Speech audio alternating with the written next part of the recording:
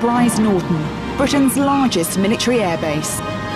8,000 men and women serve and live in a thriving community the size of a small town.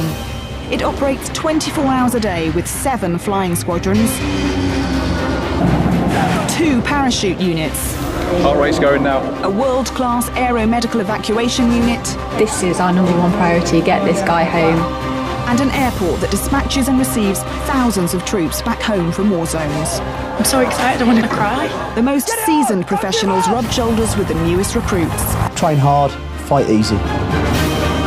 Done correctly, it's a work of art.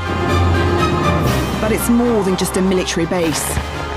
Supporting operations in Afghanistan, hosting traditional historic celebrations, to the saddest of all occasions. Everything stops for the repatriation to take effect. Inside RAF Brize Norton.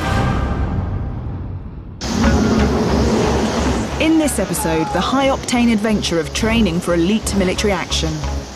Once they cross that line, it's out of your hands. You rely on them as individuals to do their job properly. And the stark reminder that servicemen and women can and do pay the ultimate price for their country.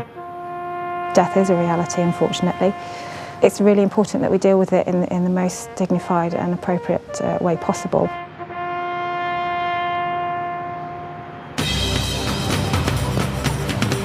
Life behind the wire at RAF Brize Norton has more than its fair shares of highs and lows that are unique to life in the military. For many, it's the thrill of performing a difficult job under challenging conditions that makes it all worthwhile. Meet Marine and mountain leader Pete Curley, a man who's spent 23 years taking calculated risks with danger. Ready to catch! A seasoned pro, he's based at JAD2, a tough tri-service testing and training unit specialising in air delivery. He's an expert on how to drop battle-ready troops onto rugged terrains, cliffs and into the sea, commando style. On this course, he teaches these skills to servicemen who'll then go on to train up more troops for the front line. They are treated harshly, but fairly, and they're pushed to their absolute limits. Get it on! Get it on! Get it on! Don't give up! The guys are pushed hard in training, so when they go out onto the ground, they're pushed hard because that's the nature of war, unfortunately. It's an old saying we have, train hard, fight easy. Afghan is not the kind of place where you fight easy, you still fight hard. This 40-foot platform simulates the height trainees will have to speed out of a helicopter and survive. Let's try and keep our legs off the rope. Let's try and get ourselves out properly and rotating down so we make that clean exit. Right, guys? These techniques are based on World War II rope practices. It's still the quickest way to get kitted up troops onto the ground in places too dangerous for a helicopter to touch down. The whole point of fast roping is to get the guys on the ground quickly. So safety is paramount all the time. It's so important because it's so easy for people to mistake only has to happen once, and there's catastrophic, consequences. Roger, cleared of dispatch rooms. First guy out, southway. Faster and more dangerous than abseiling, troops can be on the ground in just a few seconds. Broken ankles and friction burns are an occupational hazard, and a bad landing could end in a broken back. Guys can quite easily fall down a cliff. They can quite easily cause injury to other people because if a cliff gives way, for instance, or something like that. So there's a lot of pitfalls to just get into the target. RAF Brize Norton, where JAD2 is based, is the main place in the country where wannabe specialist instructors can learn the ropes. The right kind of people are the people who've got the right frame of mind, really. And guys have to be, rather than being particularly fit, massively fit, a triathlon runner or something like that, they have to be robust. Pete thrives on the high stakes and high adrenaline nature of his job. In some jobs, people go to work and they get stressed out because they've got to get a report in at the end of that week or something. Every time I go to work, I hope someone doesn't die, or gets crippled or something. The only time I ever get out of me pram about anything is safety.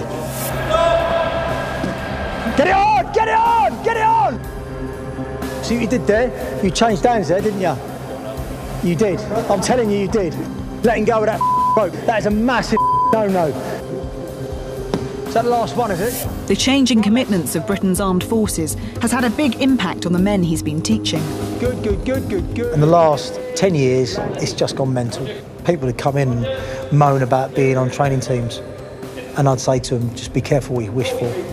2 or 3 years later, every man and his dog's been to Afghan, everyone's been under fire, everyone's done the they joined up to do.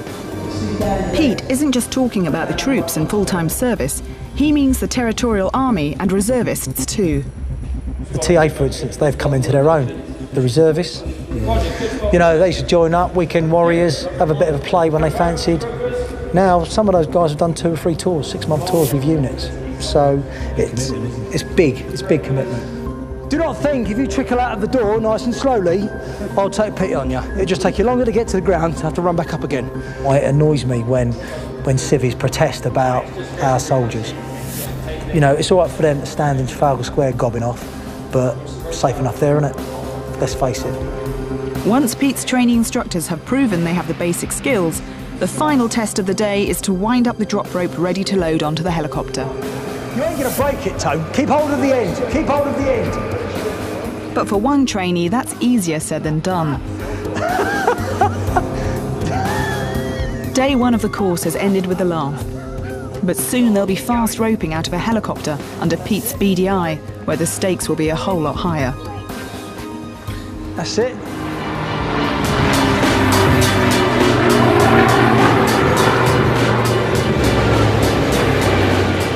Brize Norton is also famous for another of the RAF's specialist training units, the legendary No. 1 Parachute Training School. Here, every year, hundreds of service personnel pass through its doors and jump out of its aircraft. Get tight then! Stay tight, get your feet underneath you! Turn them off!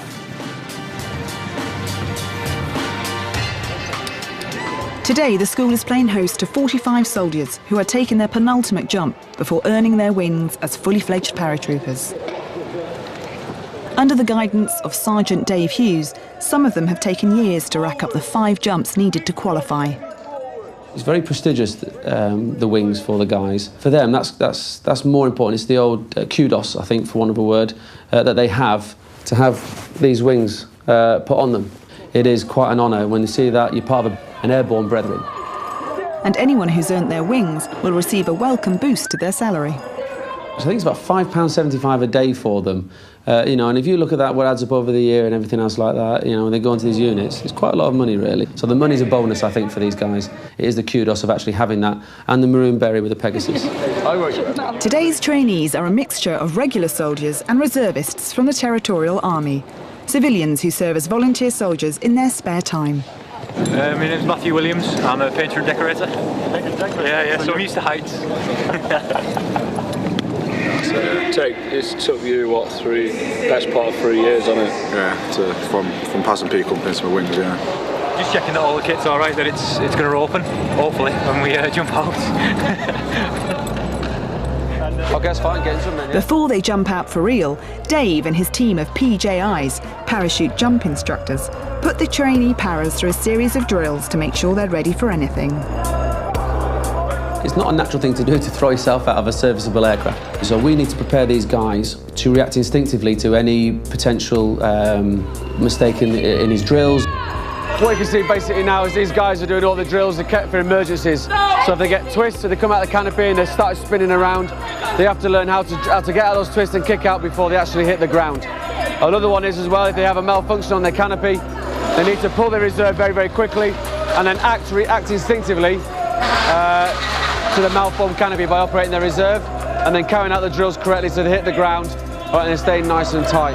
All the drills here have to be bang, bang, bang. The sense of urgency needs to be there. But it isn't just the trainee paratroopers feeling the pressure. Dave is also assessing the performance of his PJIs, including Corporal Becky Hill. I am the only female PGI at the moment. Hopefully a few more will come through. A lot of girls get put off by it because it is hard work, you know, you're expected to carry exactly the same kit as all the lads do when you jump, you know, you're expected to do everything exactly the same. And obviously it's all male environment, and I think in the past that's put a few girls off.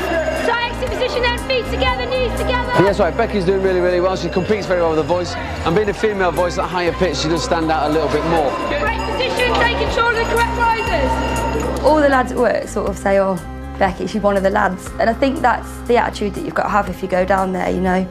You're not going to get on if you flutter your eyelids and stick your chest out. That's not going to work, you know. You just need to muck in, show that that you're willing to do everything. You have to be a little bit thick-skinned to begin with, but then once they get to know you and know your personality and know what you like, then yeah, it's fine. I enjoy it. And with the training drills completed, the trainees know their next stop is 700 feet above them. Next, trainees take the next stage of their hardcore fast roping instructors course. Get your legs off the rope! Like this! It's not hard, it's not rocket science, as they say, okay, but if it's not done right, you'll kill yourself. And wannabe paras make a daring low-level jump to get their wings. Get tight then! At Brize Norton's parachute training school, 45 wannabe paratroopers are about to make an important training jump. And the instructors are making their final checks on the chutes. But it's not just the parachutes that need checking, so does the trainees' weight. 116 kilograms is the cut-off weight for the guys. If they weigh over 116 kilograms, they can't jump. And it's all to do with the cable, or the weight on the cable. If you get 45 paratroopers on, going out of each door, that's a lot of pressure being put on that cable. So we have to have a limit of what weight they need to be. Stand with your reserve in your left hand so that we know that you're ready to be checked. Helmet should be on. The trainees pair up to check that each other's chutes are properly fitted. Yeah, the buddy-buddy system basically is you put your parachute on and you get the person next to you to make sure that you've not left like a chest strap loose or, like comfy pads and things like that we have on there. And then it's just a buddy-buddy check, a confidence really, it's like a reassurance check that they've done everything right. This is then double-checked by the instructors. Despite the hours of training, there's always one who hasn't done it properly. He got all his kit cut up and everything, he looked a bit at himself, look, he's gone red now, he looks like a Swan Vesta. He got all his kit messed up and everything. I think he said he was in a bit of a rush, but you can't rush these things, obviously, in all seriousness.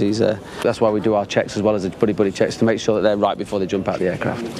However, there's checks we could have been here all day with him, to be perfectly honest. Leave it being an absolute numpty, innit? There you go, look at that.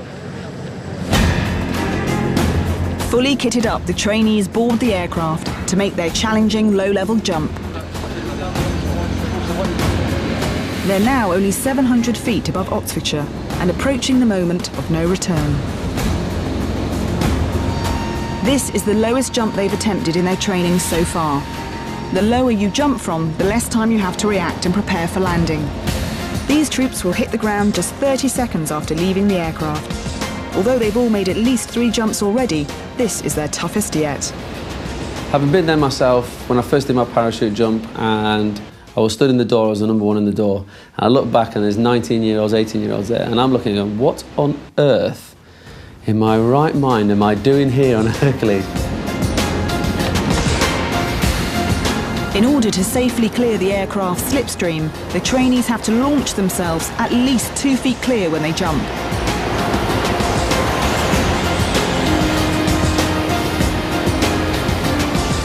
The troopers will be jumping out of both sides of the aircraft in groups of 4 to 6, which the paras call sticks. Dave and his team will be helping them on their way.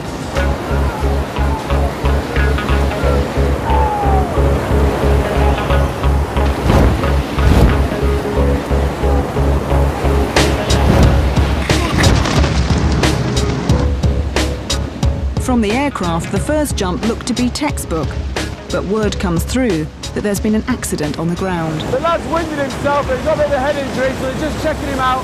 So we're on hold. Once we get the all clear, we'll start parachuting again. We've seen things like broken legs, like compound fractures on the shins, and the unfortunate one that comes into the ground a little bit harder, you can get neck injuries. 9 times out of 10, if they're injured, it's because they've done something wrong themselves, really. You can't rely on human factor. You can give them the best training you can. It's down to that individual. It's like a football manager. He can give all the training he wants and the coaches give him all the best training they want. Once they cross that line there on the pitch, it's out of your hands. You rely on them as individuals to do their job properly. As well as the weight, the troops have to deal with turbulence caused by flying at such a low altitude. But eventually the second sticks are given the green light.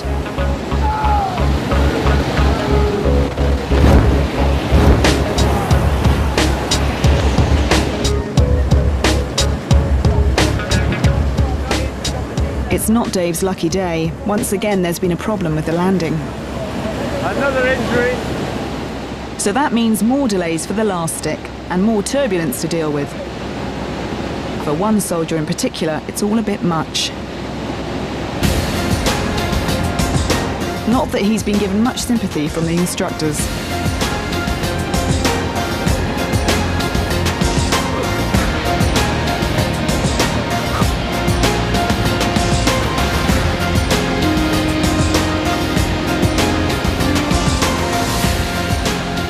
Eventually, Private Fish and the rest of his stick are put out of their misery and out of the aircraft.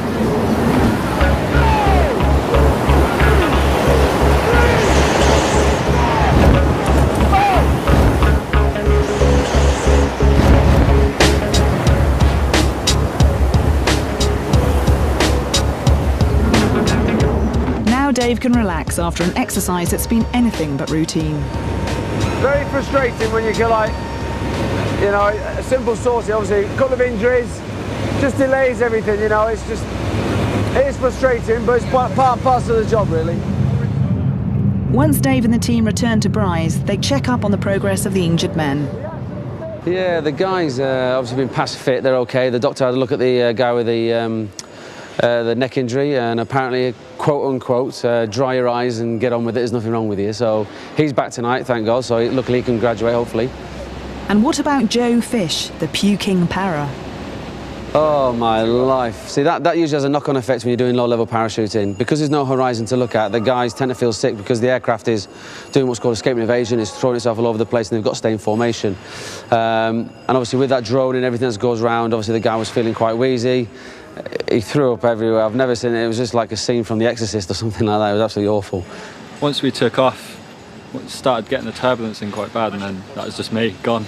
Just throwing up everywhere. It took me about half an hour to get a sick bag, so the floor wasn't looking too good either.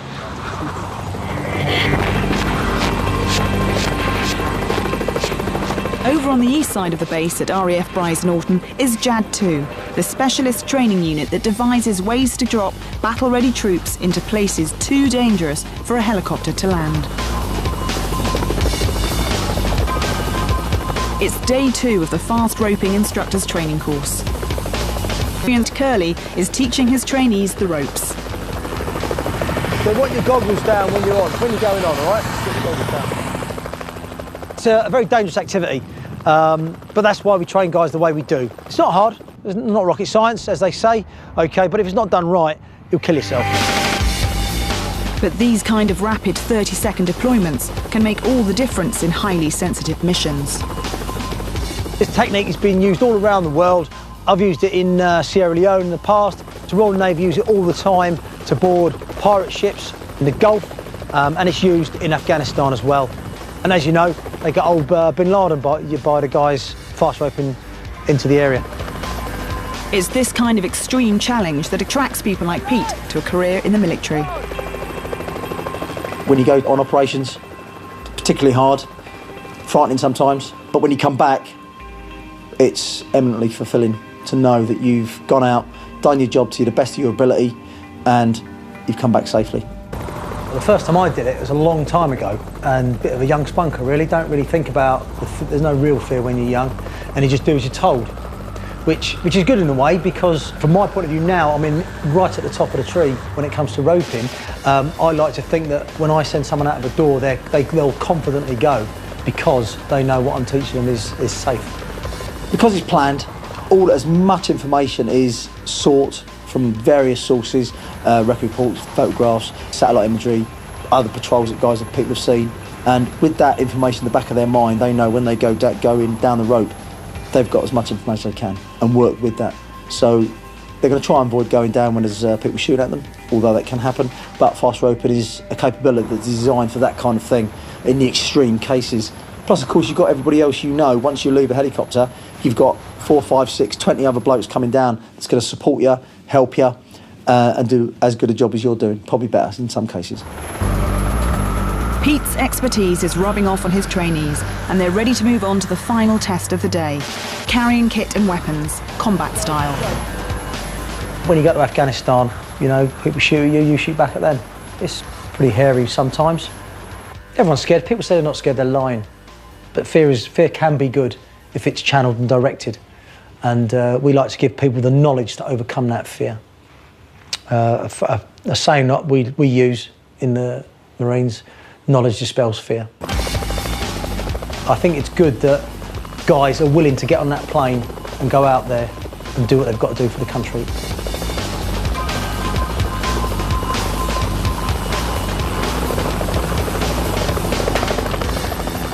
Get your legs off the rope! Like this! I didn't realise you were halfway down. Get your position all the time! If you were sat in an office in Civvy Street, not that I ever work in an office, but if you were sat in an office somewhere like that and you said something, you'd be up on a charge for being rude to someone. But to us, it's a laugh, because no one really means anything by it, and we're not afraid to say what we think.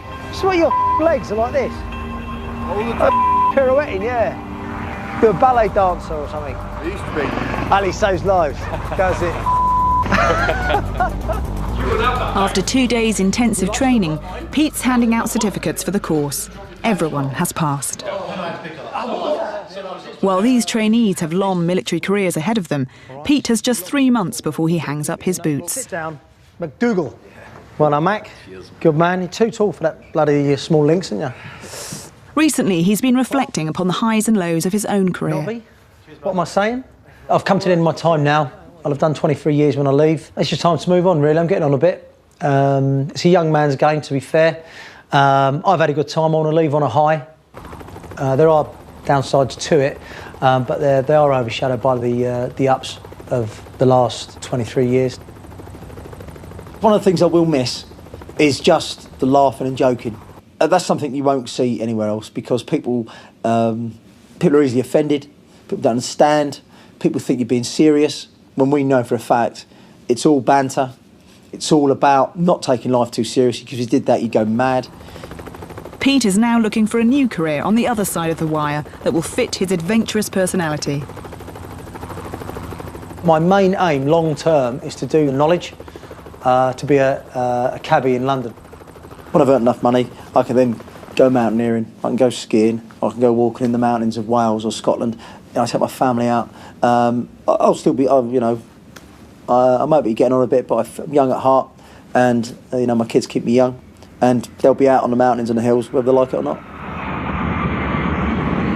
Next, staff at RAF Brize Norton pull together to get ready for a repatriation ceremony. The ceremony itself, it's usually about 15 minutes long.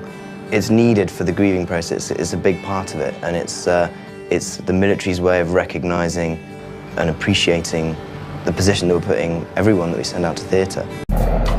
Life in the military offers plenty of highs, with the challenges of an action and adventure lifestyle. But with it also come the lows, and none worse than when a soldier is killed in action. Soldier died when his vehicle was struck by an improvised explosive device in Helmand province. His family has been informed. Since 2011, Brize Norton has been home to all repatriations of fallen soldiers returning to the UK. They are codenamed Operation Pabe and follow a highly structured drill. It's the day before the repatriation of 2 soldiers killed in Afghanistan. Out in front of the repatriation centre, the pallbearers, who are friends and colleagues of the deceased, have volunteered from their respective regiments and are at Brize Norton to rehearse their role in the ceremony. Brize's station warrant officer's job is to make sure they have everything they need for the ceremony to run smoothly. In order to give the bearer parties the best opportunity for tomorrow, the ramp that you can see behind me, the yellow contraption, was made locally at Brize Norton. It's to replicate the same size, ramp, heights, etc. So they get a feel for the angles they're going to be walking on or marching on and marching off at with the aircraft. The formal ceremony expresses the nation's recognition and appreciation for the family's loss.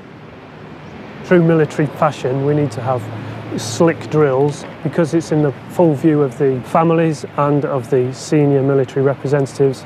We want to get it right.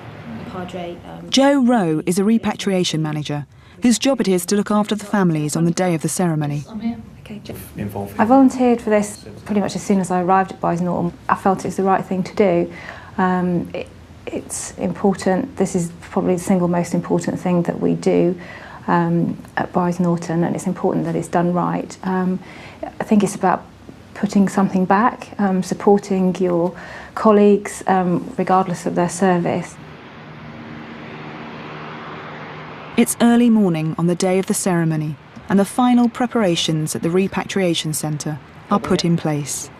Everything needs to be fine-tuned to make sure that everything in the building is perfect for when the family arrive, and that's pretty much my job on the day. The ceremony itself, it's usually about 15 minutes long.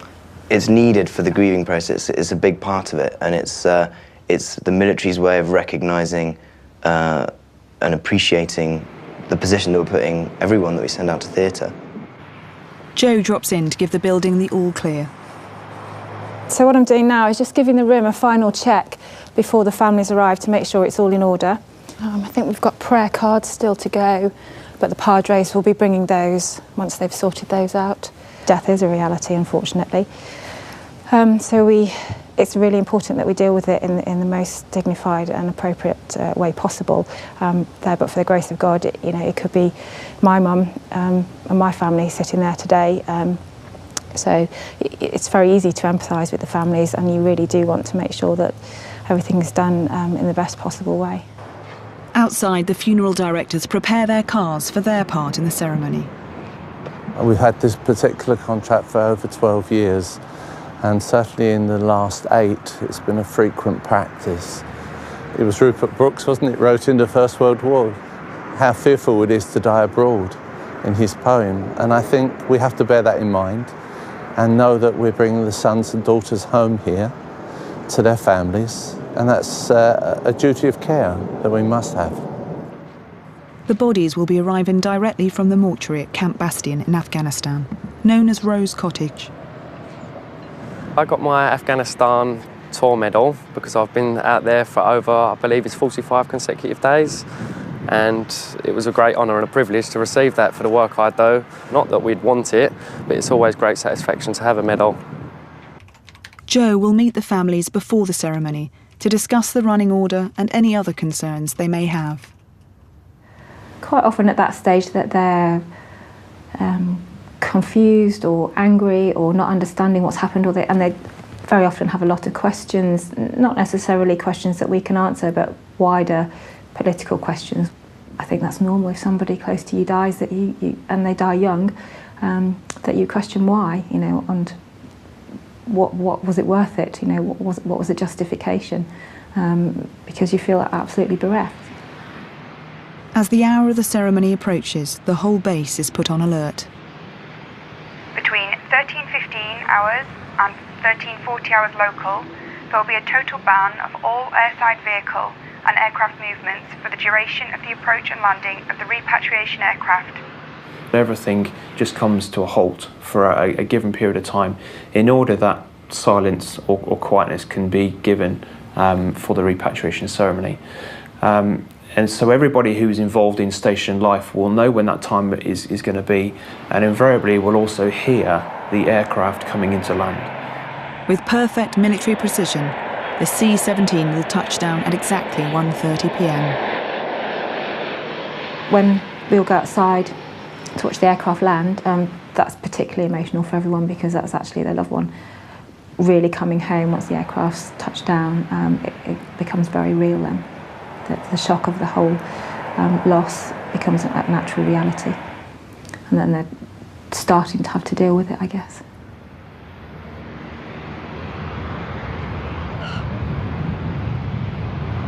As soon as you see it, you have a lump in the throat, and you know, just the emotions that the family are going through at that particular time, you can't help but be affected yourself.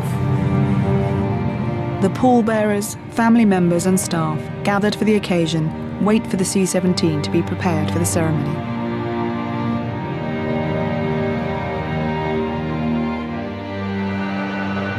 An hour later, it taxis to the repatriation centre.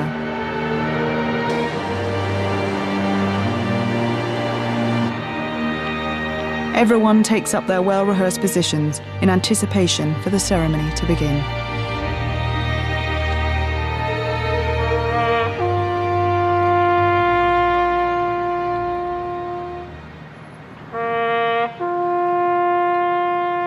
When the bugle sounds the last post, you recognise the loss involved and the grief that the individuals, that the families that you're stood next to are experiencing. And obviously, whilst we perhaps do our best to try and perhaps control our own emotions, obviously they're experiencing emotions which are far greater than we are. But certainly for when those coffins are brought off the back of the aircraft, for me, that's a very poignant time.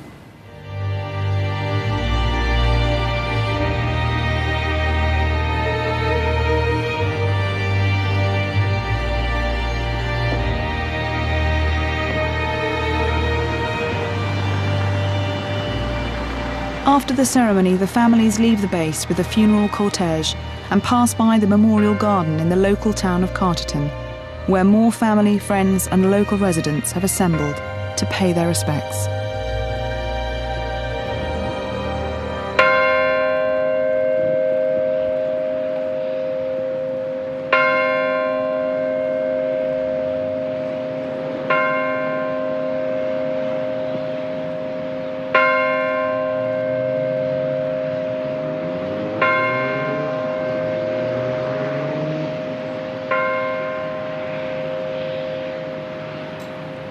You cannot help but reflect on what your day has involved. Just to be able to jump from work, out of the work car and into the house and just crack on with normal life, you can't do that. There's a transition process you've got to go through in order to get back into reality. And when you look upon your own family at home, it just brings the significance of everything that you've gone through that day into a stark reality. One of the really difficult parts is when the families thank you, because it's incredibly humbling. There's nothing we can do to make their situation better in terms of bringing their loved one back, which is all they want. So when they thank you for just being there and handing them cups of tea or passing them a tissue or something, I do find that incredibly emotional, actually, because they're so lovely to do that in the midst of all their utter grief and misery and their darkest days of their lives. They're able to find the courage and the dignity to say thank you to people in that sort of situation. It is, to me, amazing. Next, paras from RAF Brize Norton take part in a mass training exercise to commemorate one of the largest airborne assaults in history. And we lost 194 aircrew altogether before they decided to abandon the exercise. And one paratrooper jumps carrying a very special package. All of a sudden you think, actually I'm going to hit the ground in a minute. Quite a proud moment to be able to do something for people. Army Unit 47 Air Dispatch are based at RAF Brize Norton. They're the military's delivery boys, tasked with dropping supplies to troops in hotspot locations all over the world. The bleakest hour in the squadron's nearly 100-year history was the Battle for Arnhem during World War II in September 1944, infamous as one of the largest airborne assaults in history. The unit sustained terrible losses while dropping supplies to Allied troops under heavy German bombardment. What we didn't know was that on the Monday night, the Germans had brought all the anti-aircraft guns and SP guns, and as our aircraft came in, so they knocked them out of the sky. And they shot down any number in flames, including the second aircraft to be shot down was my aeroplane. So I would have died if I'd have been with them, because I'd have had no parachute, right? Because the lads on the ground were so dependent on supplies, our lads still flew for the next 4 days, knowing full well they were going to die, and we lost 194 aircrew altogether before they decided abandon the exercise. Guy once wrote something about reaching a Dakota going down on fire and a lad in the door still dispatching the parcels even though the plane was in flames and going down and he was all about to die. And I think that's testament for a lot of soldiers, really, of how they have that way of thinking. Every year, a commemorative service is held in Arnhem to remember the fallen troops and the sacrifices they made for their country. The highlight of the memorial is a huge parachute drop, featuring nearly 1,000 paratroopers from all over the world. 47 AD will be represented in this year's drop by Sergeant Major Calvin Venn, who'll be making a very special jump. He'll be carrying the ashes of Frank Vandenberg, a Dutchman who devoted his life to looking after a memorial dedicated to 47 AD in Arnhem. Yeah, Frank had this wish that he wanted them to be parachuted out or sprinkled over the DZ from an aircraft. You know, I met Frank quite a lot, quite a few occasions, and he had done such sterling work for air dispatches and other British units that, yeah, obviously it did mean quite a bit, yeah. Arnhem was one of the major battles at the end of World War II.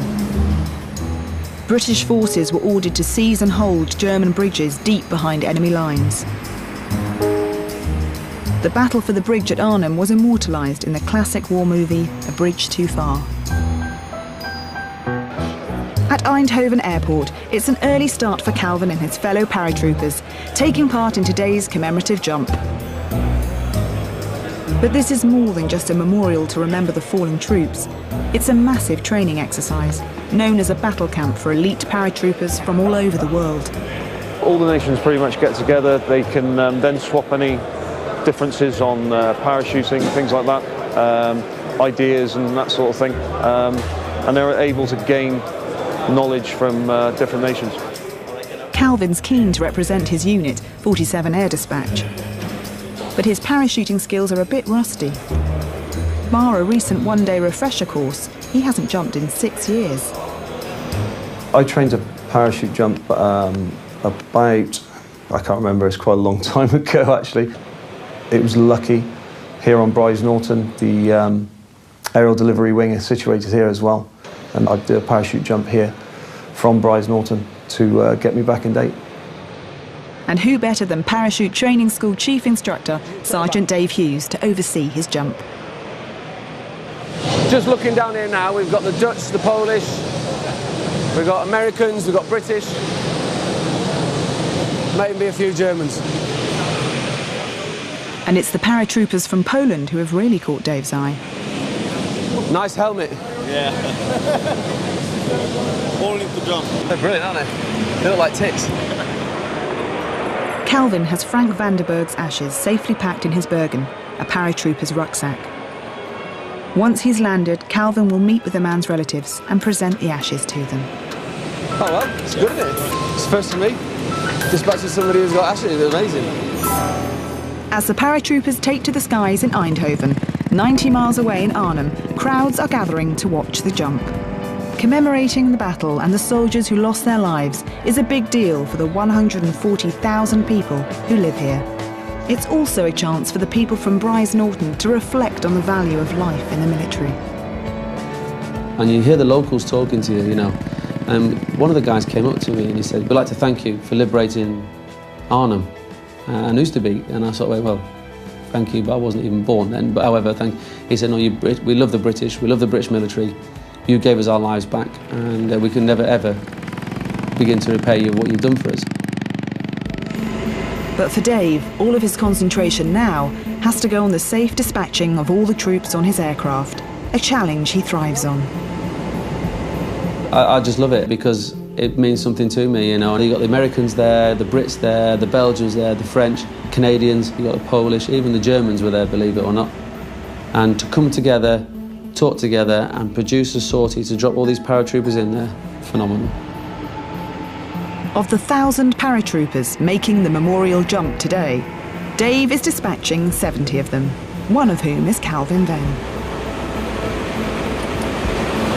So the next step is obviously open the doors, 2 minutes out, getting the guys in the door at 1 minute, and then throwing them out. Sorry, dispatching them, that's what I meant to say, dispatching them. Dave's looked after hundreds of similar drops in his career, but Arnhem is a particularly tricky one, as there is a motorway at one end of the drop zone. He has to get 15 paratroopers out in under 15 seconds, or they'll have much more than a bumpy landing. And they don't have any choice in the matter. Because you are paratrained, if you don't jump, you can have disciplinary action taken against you. Once you're paratrained, it's then your job. It's then a capability that the Army require you to do. So, yeah, they give you a quick brief to ensure that you understand that. After 10 minutes circling, they approach the drop zone. Action! Stations! And then it's time to go.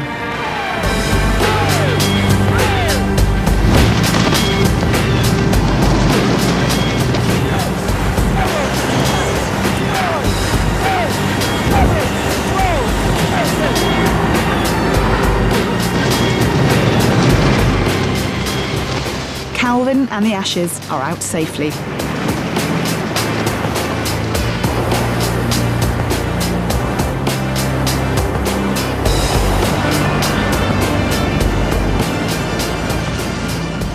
It's quite a funny feeling, the fact that actually you just want to enjoy the experience and you want to have a look around. And even though Dave himself hasn't jumped, he's thrilled by the experience. Boom! Love it!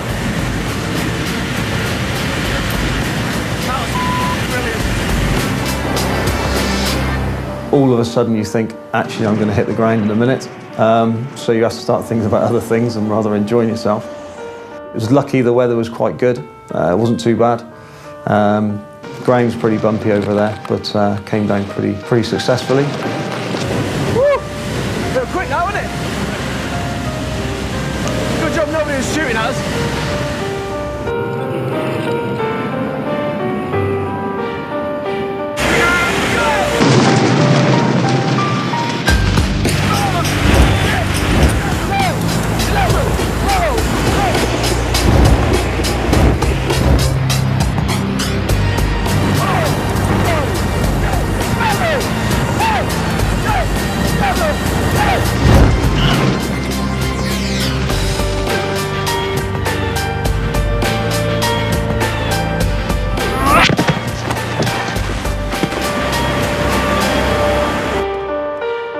Dave's aircraft load have all had a good and injury-free landing. In fact, the only person who has been injured is the dispatcher himself. The guy went into me and my thumb went straight back and bent onto my wrist. And I was like, the yank. And Calvin has located the family of the man whose ashes he's been carrying. It's an emotional end to a busy day. Thank you.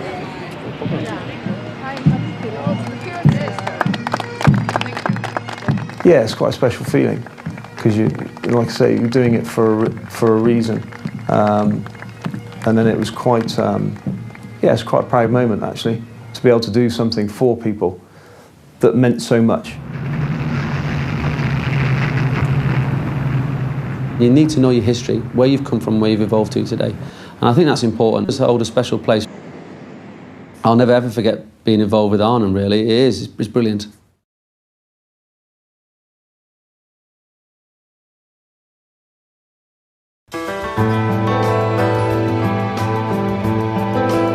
Love and other pharmaceutical drugs make The Young Doctor's Notebook a dark, compelling read here next tonight over on Sky Arts 1 HD. Whilst here on Sky 1 HD, we're reliving incredible comedy moments from the first series of Moon Boy. Remember, you can watch the entire box set on demand whenever you like.